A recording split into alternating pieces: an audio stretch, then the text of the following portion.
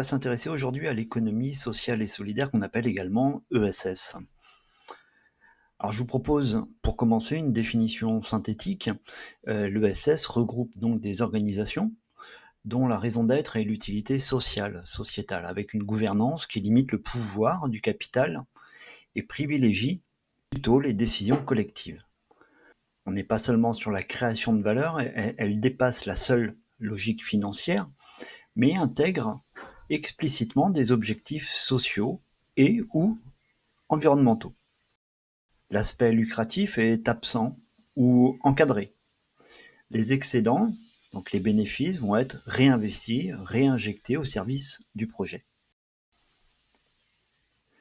Alors l'ESS a émergé historiquement comme une réponse collective à des besoins qui n'étaient pas couverts, la santé, le crédit, l'alimentation.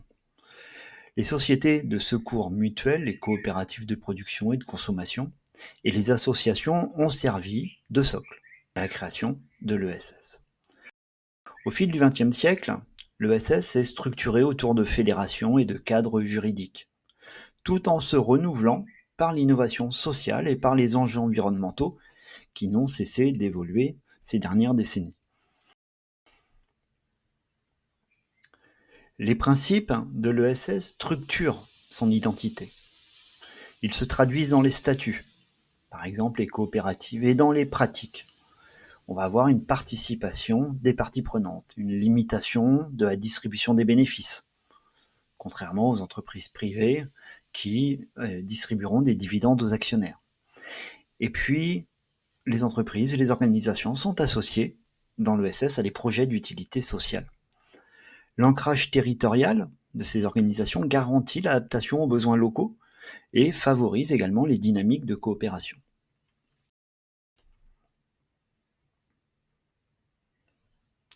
La gouvernance démocratique d'une personne égale une voix n'est pas seulement un principe, elle exige des dispositifs concrets. Par exemple, la formation des administrateurs, le renouvellement des mandats, les bilans de gouvernance, les chartes éthiques.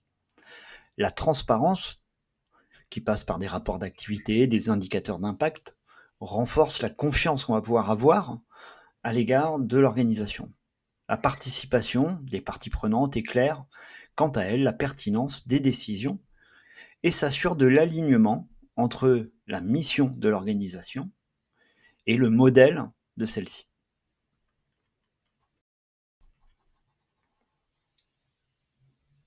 Les principes qui structurent l'ESS sont bien entendu la solidarité, également la coopération qui va passer par la participation, par la démocratie participative, le principe donc de démocratie et la primauté de l'humain sur le profit.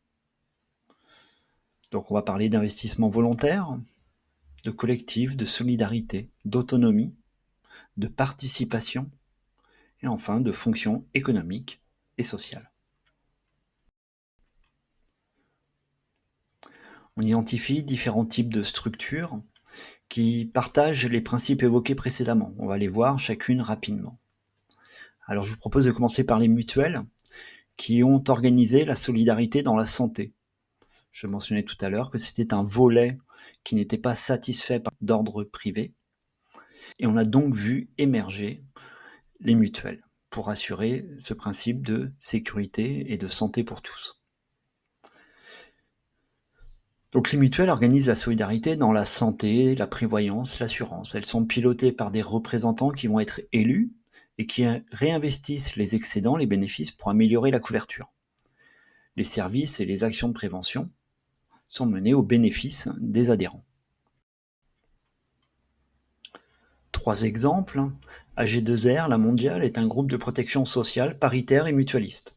Sa mission va au-delà de la simple assurance. L'entreprise, l'organisation va agir pour la retraite complémentaire, la santé, la prévoyance, mais aussi l'action sociale. C'est un exemple d'acteur d'économie sociale et solidaire qui combine de façon efficace économie et solidarité, avec une gouvernance partagée entre les représentants des assurés et les employeurs. On peut également mentionner Groupama, qui est également un grand acteur mutualiste dans le domaine de l'assurance, ou encore AXA. Les associations sont la porte d'entrée la plus répandue dans l'économie sociale et solidaire. Leur gouvernance repose sur des membres réunis en assemblée générale, au nombre de 3 minimum, et le financement est généralement pluriel, des subventions, des prestations. Elles interviennent souvent là où les besoins sociaux sont forts ou émergents, nouveaux. Alors j'en ai noté quelques-uns. On peut parler des Restos du Cœur, qui sont une association créée par Coluche en métropole en 1985, afin de distribuer des repas aux plus démunis. Aujourd'hui, l'association va bien au-delà de l'aide alimentaire. On va parler d'accompagnement à l'insertion, au logement et même de soutien juridique. C'est l'un des exemples les plus connus d'ESS en France, qui illustre la force du bénévolat, de la solidarité, mais également de la mobilisation citoyenne. Médecins sans frontières, que vous connaissez également, et puis l'association sportive des Tefana, AFA, est une association de loi de 1901, ou également ProScience, une association de vulgarisation et de diffusion de la science à l'intention de tous. Ce sont des associations avec des enjeux sociaux. Alors une coopérative est une association, quant à elle, qui va être autonome et qui va rassembler des personnes volontaires afin de satisfaire leurs aspirations et leurs besoins économiques, sociaux et culturels qu'ils ont en commun. Ça va passer par une entreprise dont la propriété est collective, d'où la coopérative, et où le pouvoir va être exercé de façon démocratique. La coopérative va décliner la démocratie sous un format économique, la SCOP, donc, qui est la coopérative, met les salariés au cœur de la propriété et des décisions. La SIC ouvre le capital et la gouvernance à plusieurs catégories de parties prenantes. C'est un autre format de coopérative. Les règles de répartition encadrent strictement l'usage des excédents des bénéfices de la coopérative à l'issue de l'année d'exercice. Je vous propose là encore quelques exemples. La Société de négoce de Polynésie, autrement dit la SNP, pour ceux qui connaissent, est une coopérative d'achat regroupant une quinzaine de magasins d'alimentation générale. Tewa Powe a plus de 50 agriculteurs qui apportent leurs produits. Cela leur permet d'avoir un apport financier au sein des foyers. La population polynésienne en est la principale bénéficiaire, car elle peut acheter des produits naturels. Enfin, la coopérative des aquaculteurs de Polynésie française, la CAPF, a été créée en 2010 par 7 entreprises du secteur aquacole. Ses missions sont de 3 ordres: la gestion des installations techniques, et qui sont structurantes pour la filière aquacole, la mise en place d'une centrale d'achat, donc tout ce qui est aliments, matériel pour l'élevage, et la mise en place d'actions destinées à faciliter la commercialisation des produits. Les fondations soutiennent des projets via des dotations et appels à projets. Les entreprises sociales adoptent une forme commerciale mais se dotent de garde-fous. Mission statutaire, limitation de distribution des profits, comité d'impact et transparence vont être renforcés au sein des fondations. Elle est administrée par un conseil d'administration composé au minimum de 5 membres, contrairement à l'association, qui va pouvoir être pilotée par 3 individus. La majorité doit être membre de la fondation. Ils sont nommés à la création par les membres fondateurs. Lorsqu'une collectivité publique alloue des fonds ou met à disposition des biens, elle est nécessairement représentée au conseil d'administration. Les membres du conseil d'administration ne perçoivent aucune rémunération ou aucun avantage en nature. Ça fait partie des principes de base fondateurs de la fondation. Je vous donne encore ici quelques exemples. L'ARC, qui est une fondation dédiée au financement de la recherche contre le cancer. L'Institut Pasteur, une fondation reconnue d'utilité publique qui va mener des travaux dans le domaine de la santé publique et de la recherche biomédicale. Mais également un exemple polynésien avec une plateforme numérique qui permet de cofinancer des projets associatifs locaux à Naveil.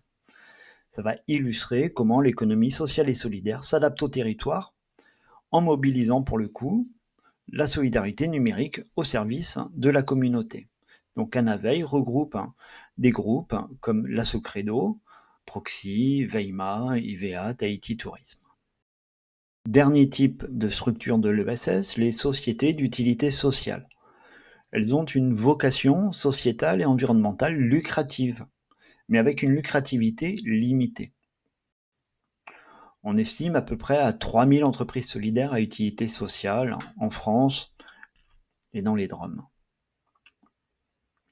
Certaines entreprises classiques adoptent ce statut d'entreprise solidaire d'utilité sociale. Ça va permettre d'attirer des financements, de crédibiliser leur mission sociale. On retrouve des startups de l'économie circulaire ou du tourisme durable notamment. Je vous propose 2 exemples. Yes We Camp est une association qui conçoit et anime des projets urbains, collectifs et éphémères. Par exemple, à transformer des friches, des anciens hôpitaux ou des espaces publics en lieux de vie partagés. C'est un exemple de l'innovation sociale dans l'ESS avec un ancrage territorial et une logique de participation citoyenne.